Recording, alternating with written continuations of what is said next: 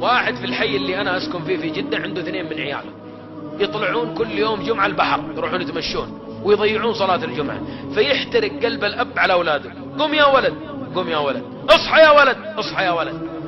فيتعب الأب على أولاده بالذات في المواسم، في أيام العيد وفي أيام الصلوات.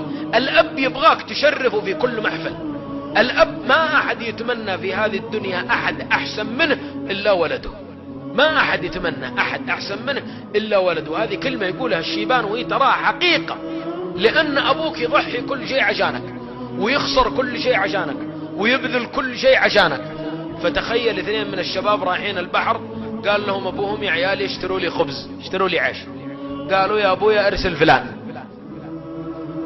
قال يعني ما بتشتروا لي خبز؟ قالوا إلا بس إننا متواعدين مع شباب وبنطلع، زي اللي بيروح يتمشى في المخيمات ولا بيتمشى في المنتزهات. الأب زعل لأنه ما يتأخر على عياله، قال روحوا الله لا يردكم. بالله هذه الدعوة يدعيها كثير من الآباء ولا لا؟ عبد الله بن نعمة صاحبنا وش قال له أبوه يا شيخ لما جاء يسلم على أبوه وكان عمه عنده؟ سلم على عمه طاحت الولاعة من جيبه. قال أبوه تدخن يا عبد الله؟ قال لا والله يا أبويا ما أدخن. يقول ما أبغى أكسر بخاطر أبويا قدام عمي. قال لا والله يا أبويا ما أدخن. قال إن كنت تدخن فالله يكسر رقبتك.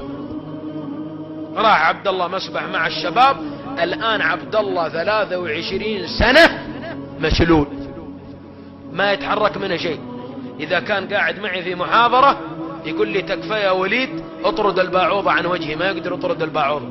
وإذا جاته حكة، مرة كنت أنا وياه في أبها عندنا محاضرة، فكان اللي ولد عمه دائم يشله ويحطه، راح يشتري أغراض، فصار ينادي عبد الله يا وليد يا وليد. جيت قلت ايش عندك؟ قال تعال حكني في وجهي. ما يقدر يحك وجهه. عبد الله عنده التلفون ما يقدر يضغط الزر الأخضر بيده. وانت في صحة وفي عافية، فاطلب من الله سبحانه وتعالى الإعانة، واطلب الله سبحانه وتعالى الهداية، واطلب الله الجنة. الشباب 2 قال أبوهم الله لا يردكم. راحوا غرق الأول والثاني كان يلعب ورقة. قالوا يا فلان قم أخوك غرق. راح ينقذ أخوه غرق معه.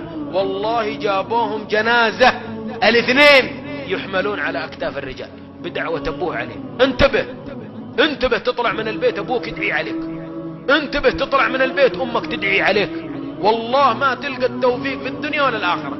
محمد بن المنكدر يقول بت ليلة أغمز أقدام أمي، وبات أخي يقوم الليل، أخوه يقوم الليل وهو يغمز رجل أمه.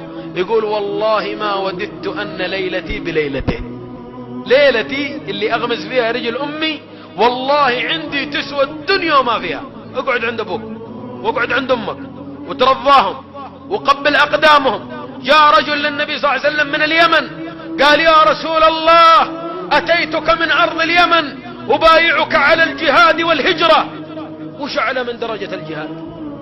وش أعلى من درجة الهجرة في سبيل الله؟ وخرجت ولي أبوان يبكيان. قال النبي صلى الله عليه وسلم ارجع إليهما من اليمن، من المدينة إلى اليمن. قال ارجع إليهما وأضحكهما كما أبكيتهما. تبغى نقبل إسلامك؟ تبغى نقبل هجرتك؟ تبغى نقبل جهادك؟ روح أرضهم وضحكهم مثل ما أبكيتهم.